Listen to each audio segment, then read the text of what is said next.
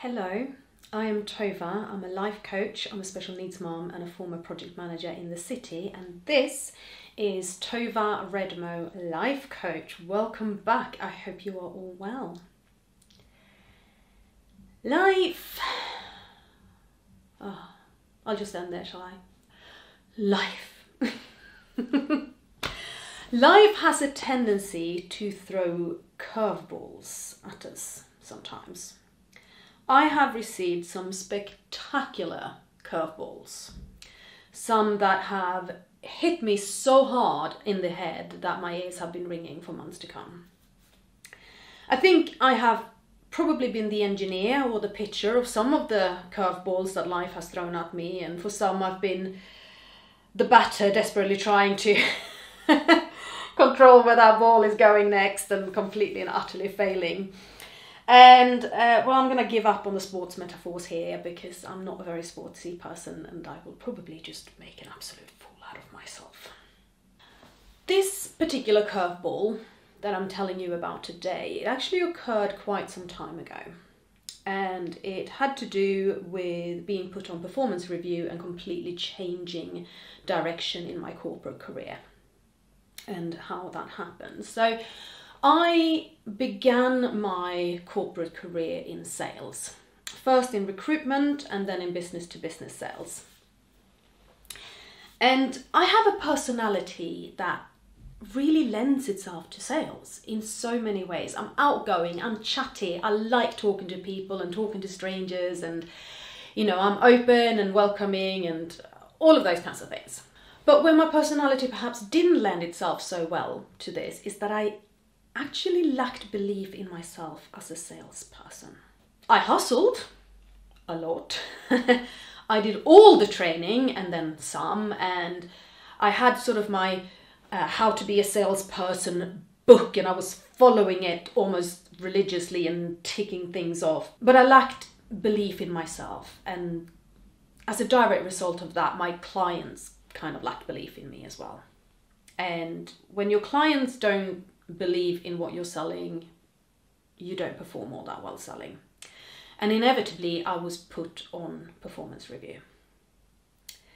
And well, the upshot of a performance review is you either start performing or you lose your job, which didn't exactly do wonders to my self-belief. It didn't exactly help. And that's not to say that my line manager wasn't supportive. They definitely were, and I got help from colleagues, and there was a real push from the company to try and make me perform as a salesperson. But I was genuinely struggling, and I found it very difficult. I found it very difficult to kind of start believing in myself in the middle of all of this and turn things around. But I wanted to turn things around. And so what I did was I stopped looking at myself and trying to believe in myself as a salesperson. And instead I went, okay, well, what am I? What do I know I'm good at? What do I believe in myself in terms of being good at? What are those areas? Yes, so I looked at the things that I knew I was good at, the things I believed I was good at, and how I could utilize those in a job going forwards. And I wrote a list. I wrote down exactly what I wanted to get out of my next job. Have you heard of the phrase divine universal timing? I hadn't back at that point, but now that I have heard that phrase, I believe that is exactly what happened at this point. I call it manifestation, divine universal timing, or just timing, or good luck. Call it whatever you want. But the day after I wrote the list of the things that I want to get out of my next job, an internal vacancy turned up in the company that I worked for. And the job specification in that vacancy was line for line identical to my list. I'm not kidding. At that point, I didn't know the hiring manager. We'd never spoken to each other. We had nothing to do with each other, but it was as though he had written down his list of things that he wanted from the person to take on this role, and at the same time and in the same room as I had written down the list of things that I wanted to get out of my next job. And I got that job. And I absolutely loved that job. It was amazing in so many ways. I was not perfect at it. I made mistakes. I messed up. And I had a huge learning curve and things that I had to pick on extremely quickly, and then had to keep on picking things up throughout. That job never stayed stagnant. Like, things kept happening, things kept changing. The way the company was developing meant that that job role just kept developing. But I believed in myself in that job role, and my manager believed in me in that job role, and my staff, my team members believed in me in that job role. And throughout that job, I genuinely learned to believe in myself. I learned to push myself out of my comfort zone. Oh my God, so far out of my comfort zone. And every time that I pushed my comfort zone grew, and I grew with it. You see, growth is hard when you feel unsafe. And while I was in sales, I felt unsafe. Safety comes from so many different forms, and it comes from having a supportive manager, a supporting business to work for if you work for a business. And it comes from the friends around you and other people around you, your family, your partner. But most importantly, safety comes from within you. Let's not forget you. We are so good at putting an external focus of safety. My home is my safe place. My job is safe. The amount of money I have is safe. But you can't actually control any of that, right? Not completely. Jobs can be made redundant, or you can lose your job through another reason. You can't necessarily rely on your health always being with you. If you lose your job, you lose your income, you stand the risk of losing your house, right? So when we put all of our safety external to ourselves, if something happens, things get really rocky, right? It gets so uncertain. And so building up that internal safety, this is kind of the only one that you can really truly rely on to always be available for you. I'm talking here about your emotional and mental safety, your resilience, and your belief in your own capabilities. Self-belief and a sense of safety, they go hand in hand.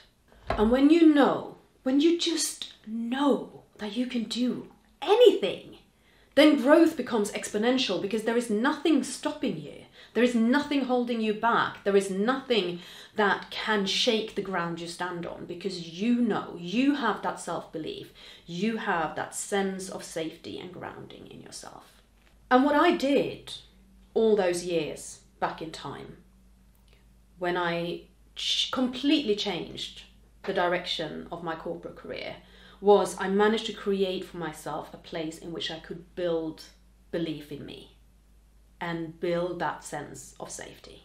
That doesn't mean I haven't had other crises along the way. Of course I have, and things keep happening, but it's a journey, okay? We don't want to stagnate, we want to keep changing, and things keep happening, and sometimes you sort of feel like you're taking 5 steps back in your development, but you've taken those steps forwards before, and actually your feet kind of know the way, your mind kind of knows the way, so you can get back to it, you can work your way up to it.